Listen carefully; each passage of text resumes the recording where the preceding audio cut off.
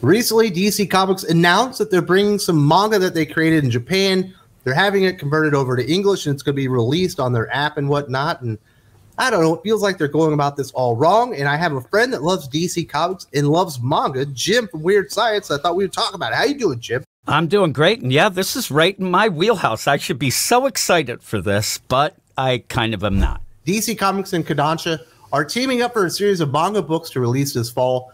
The manga series Superman vs. Meshi, Batman Justice Buster, and Joker 1 Operation Joker will be made available in English for the first time. Each title will first launch exclusively on DC Universe Infinite, and the platform will be updated with a new manga-friendlier reader. They can make it exclusive to DC Universe Infinite or whatever. That is not enough of a value add. It's 3 comic books being exclusive, whatever. I just hope that they don't learn the wrong lessons out of this, Jim.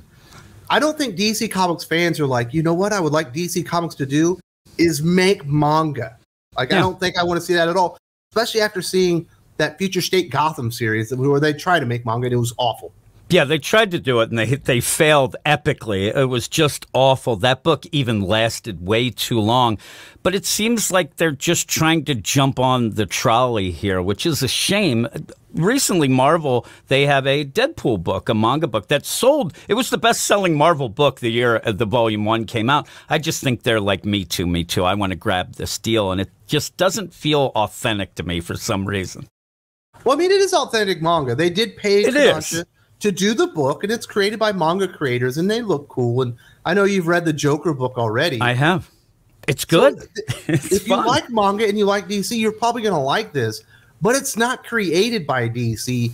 And I think instead of DC thinking about, well, what could we do to be inspired by manga, they should be thinking about what makes manga work right now, just as far as availability and distribution, because that's where I think they're actually kicking their butt. Just that people can actually find the stuff, and you can't really find DC, unless you're in a major city that actually has a comic book shop. Exactly. And when I said authentic, I don't mean the actual books. I meant just the way they're going about it. It feels like you said, it's not really done by them. You end up having these characters, but really, you're right on the money. The idea isn't just, hey, we should make manga because manga's killing it. They should be learning the lessons to make their product better. And this just feels like I'm really afraid that they're going to end up doing this. You said 3 books that are going to be on the app. It's not going to be worth buying a $100 app or whatnot. And then they're just going to say, well, see, it doesn't work here. Oh, my goodness, the manga doesn't work for us. And when they are already going about it the wrong way, they should try to learn the lessons that manga should be teaching them in distribution and the way things are presented. Now, as far as the content or whatever, obviously manga is much different than what DC and Marvel comics do. DC are almost exclusively like superhero comics. And there's certainly superhero manga out there, but there's a wide variety of different manga genres. There's manga about volleyball. There's manga about cooking. There's manga about everything. There's queer coming of age manga. And there's not like this confusion that's going on with DC and Marvel, where DC and Marvel specialize in superhero comic books.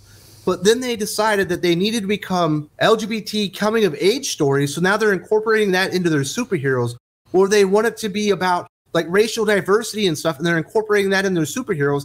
And they're basically alienating their audience because of the content that they're throwing in there, when manga already has all that stuff. But you don't see them incorporating that into My Hero Academia, which is a superhero manga. They realize there are audiences for different types of stories, and they're not doing any of this confusion, where DC and Marvel could really learn that from them. Yeah, and where I think that the big play is, because even something like My Hero Academia does have diversity in it, but it's diversity from the get-go.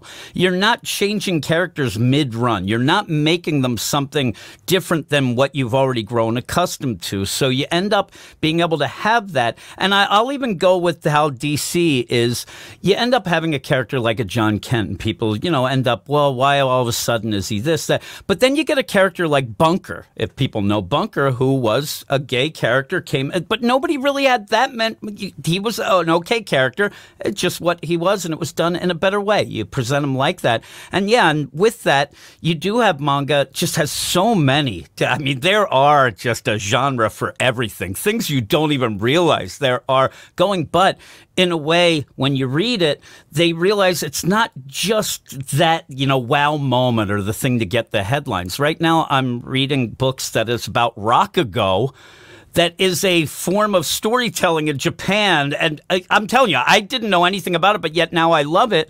They do it a better way. And this is, again, something that the big two are not learning. They should be learning this lesson. It feels like manga tailored their characters and their stories and what they're presenting to the audience that they actually want to talk to. And I think that's one of the big things that DC is really confused about. They have an audience that's there and that's been there for a long time. But now they want a new audience, and to get the new audience, they want to use the same characters in universe, but tailor it to the new audience, and then be like, well, why don't you like these changes that we're making? You have to realize who you want to speak to. It's like making a YouTube channel where you try to talk to everyone.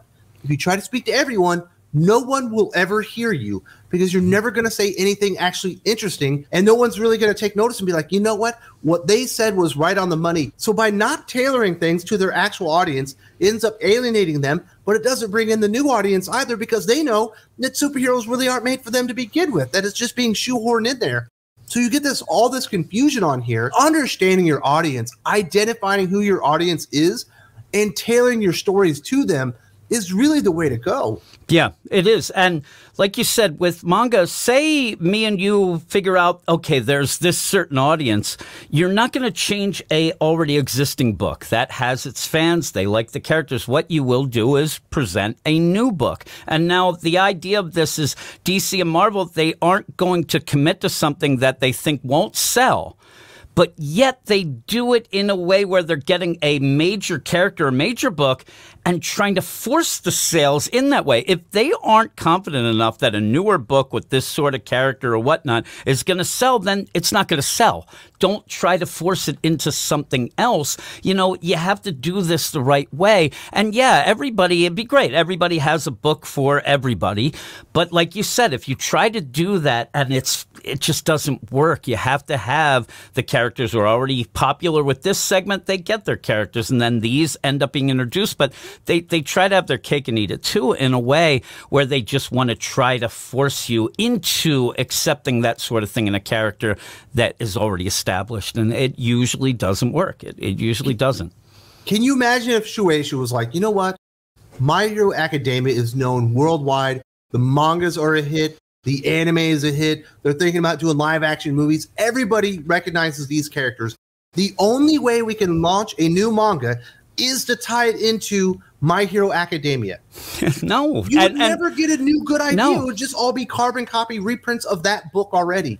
Exactly. And I mean, even without any sort of, character, the idea of manga and why people do love it is because you have something like a My Hero Academia that just has its own universe, its own thing there. And then the next, they don't end up doing a lot of sequels, a lot of tie into things or changing things up like that. And again, I think that is something that the big two, DC, Marvel, should be looking at, of how to develop, their whole line of books. But like you said, there's more to it than just that, the distribution and things like that, but just the stories. And they're just so self-contained. They don't change. You know what you're getting, and there's something for that. And I think DC are just reading this wrong. If they think, and I'm sure these aren't going to be successful, I'm a different point of view than you. I think when they're available in print, they will sell better than almost anything DC and Marvel are putting out right now, because there is a lot of interest in manga, and I think people are going to be interested in that. But people don't want DC Comics to go and say, become a manga publisher. They need to be a superhero publisher, but you can learn those things, but you can't actually go over there and copy them and decide, the Joker's going to be a manga character from now on. Nobody's actually asking for that ever. No, it's almost like what they're already making the mistake of changing things just to try to get people involved. But I will tell you, again, the Joker book, really good. I've read that, and it's really funny. It's really good. It gives you that authentic. I said, and I hate that I said earlier they're not authentic, because it does give you that feel of a manga, because it's a Joker book that does something that you'd never ever be able to have in the regular DC universe, but it ends up being something where it just feels like they're not quite getting the full concept of what they need to do. Because I love manga, but I also love DC. I don't need to switch them, but if they do, I'll have fun. But I want DC to learn the lessons and get stronger and better with everything that they do, not just like a stopgap. Because these things, it is printed money already. They already came out in Japan. They've already sold all that. So I just need something that shows me they're getting it. Yeah, I don't think it's going to really feel authentic when Matthew Rosenberg is following up the sequel Manga, and they just put in a manga artist and be like, well, we made manga. Like, no, you didn't, because nobody wants your crappy writers, and that's the biggest problem right now.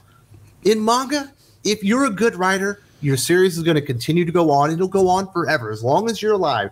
But if you make a manga that absolutely sucks and no one reads it, it instantly dies. It's done. And you have to make a new opportunity for yourself. At DC, you can fail over and over and over again. Another lesson they refuse to learn from manga. Yeah, they do. You end up, it seems, at comics, at, Marvel, DC, you fail upwards. You keep getting more jobs, and that is not the case with regular, manga in Japan.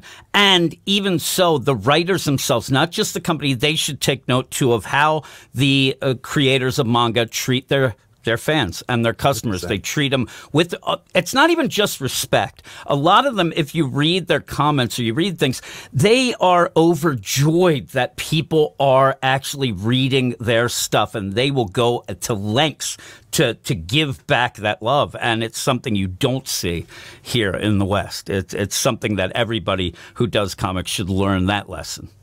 Yeah, a lot of American creators, if you took their original idea, like a creator-owned thing, and you made your fan fiction version of it, maybe you illustrated it, you worked on it for 2 years, and you presented it to the U.S. creator, they probably would sue you. They would be very, very mad. If you go to Japan and you make a manga chapter based off something that exists that you didn't create as an homage, like a love letter to that creator to show them that appreciation, they will literally be overjoyed. I've seen it multiple times. It's like the greatest show of respect that those creators can have. It may even get published. It's so crazy. And even then, like, you have people, and I've seen it over and over on Twitter, hey, name whatever creator, Matthew Rosenberg, I wish that you did a show that, a comic like this. And then Matthew Rosenberg or the other, don't you ever send me this unsolicited thing and I'll get sued. And like, they're always just being assholes. It boggles my mind. They act like here that it is your honor to actually read their words and their nonsense instead of the opposite. They forget who the customer is, all of that stuff. And that is something, again, with the respect and the love that you end up getting over there. Because when you get a job in manga, this is something you have to keep earning each and every week. Unfortunately, that could lead to some health problems with people and, that whole deal. But they have to keep earning it. You end up doing something stupid because you want to prove this or that or the other thing, you're done. Yeah, there are a ton of lessons that DC Comics can be learning from manga on how to operate their business, to go out there and acquire those new customers and actually reach people and start telling stories meant for the audience that's going to buy them. But DC making manga is not one of them. Do not do that. We saw Future State Gotham. It was an awful experience. Yeah, I agree. I'm right with you. And yeah, that Future State Gotham, that was the idea of let's try to get this in a way that really isn't and just mess it up. It was just an unfinished, unreadable book that they ended up, hey, look, manga. And you're like, no, you don't get it. At least this is more authentic. This is actual manga. But is this going to end up elevating DC Comics line of books? Right now, it's not. You know that it won't. And it's just something, it's kind of a neat little niche thing, but they need to learn the lessons that are important and that can make them better. Why are DC Comics actually doing this? Well, it's very simple. Manga are absolutely eating their lunch in North America. They're outselling them, and it's not even funny. Just how bad are manga dominating U.S. comic publishers in North America? I break it all down right here. You have to see it to believe it. You don't see the video here. There's also a link in the video description.